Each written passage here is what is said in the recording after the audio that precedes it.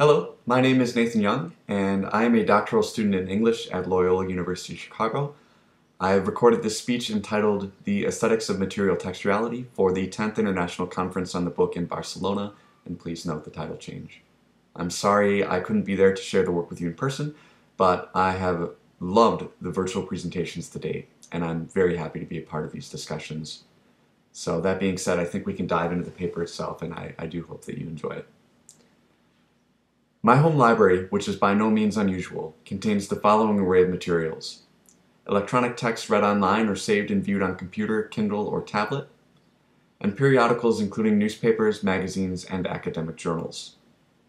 My point in detailing the breadth of this collection, aside from a certain collector's vanity, is to ask what this diversity of reading material means for the reading experience. What qualities might I look for when picking up a book, or any kind of readable object? What experiences do I look for from the object in question? And similarly, can different objects produce different experiences? And frankly, why worry about these matters at all? What does physical form matter so long as Hamlet stays broody and indecisive and dies at the end of the play? Answering these questions requires some treatment of the relationship between literary aesthetics and material textuality. This paper builds from the premise that literature's aesthetic qualities are not produced by literary form or content alone, and asks how this might influence our understanding of aesthetic experiences, how they are prompted, felt, and ultimately made interpretable by the many contexts in which reading occurs. For this paper, I poach from the conceptual vocabulary used by the functional requirements for bibliographical research, which distinguishes between works, or text as concepts, and items, text as objects. So the category of works refers to abstract intellectual designs that depend for their embodiment and expression on items, which are the physical objects that are manufactured, circulated, and consumed, and which encompass some aspects of the work from which they extend. As readers, we must increasingly confront choices, whether unconsciously or consciously, about how we desire to interact with literary works. These choices ultimately converge on our use of physical items. Aesthetic expectations form a substantial component of these desires, and I argue that such expectations, whether met or challenged, arise from and respond to interactions between the work of form and content and the more visceral qualities of items.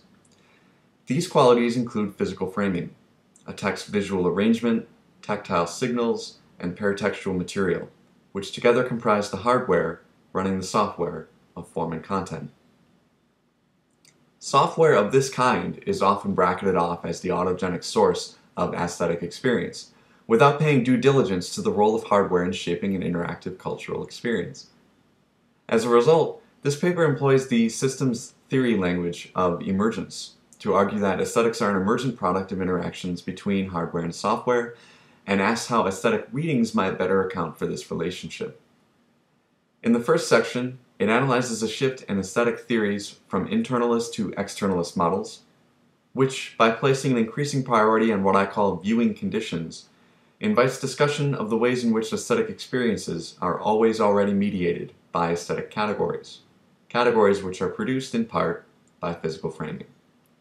These frames are considered as prior extensions of the text as object, and the present paper subsequently explores ways of extending formalist readings to include consideration of these objects.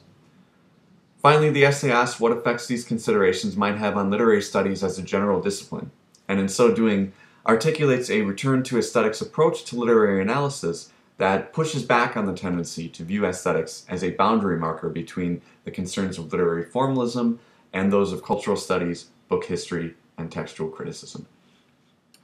In his December 2005 article for the Chronicle of Higher Education, titled Literary Aesthetics, the Very Idea, Lindsay Waters reiterates a common complaint, bemoaning the professionalization of English and the readings that result from this environment, readings which foreground politics and/or semiotic esotericism at the expense of more accessible and discipline-specific aesthetic interpretations. Against these insular symptomatic readings, Waters advocates for an aesthetic approach to literary interpretation. Quote, "A criticism devoted to aesthetics might take a novel like Theodore Dreiser's Sister Carrie and note how its main character, Caroline Meeber, again and again finds herself in front of sheets of glass, store windows, mirrors, that seem to beckon her in, The question would not be whether her vanity or love of material objects is good or bad. It would be how Dreiser invites all of us to fall through the glass with Carrie, to become a part of the story and experience ourselves as vain and frail and ambitious." End quote. While certainly valid, this reading seems more concerned with provoking an interpretive identification with Caroline Weaver than with pursuing aesthetics as a broad range of possible identifications and/or experiences embedded in a long tradition of philosophical inquiry.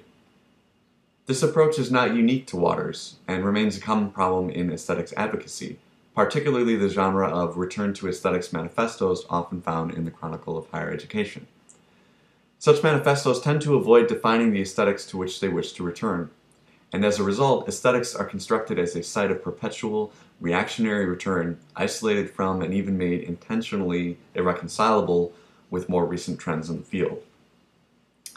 This popular repurposing of aesthetics has left the concept with a reputation for ideologically questionable apoliticism, on the one hand, but also a related weightless immateriality, dividing them from cultural and textual studies.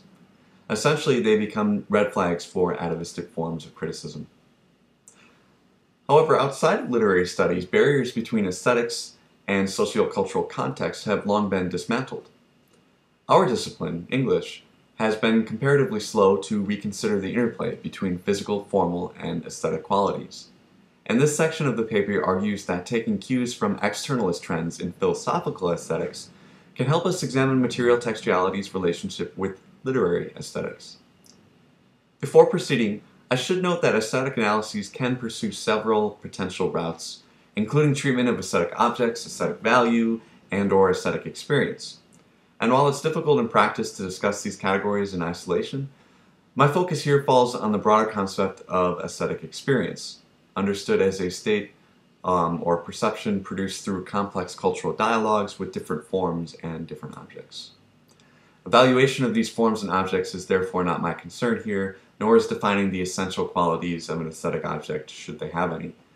The arguments presented here do not presuppose a single category of experience bearing the mantle of aesthetic.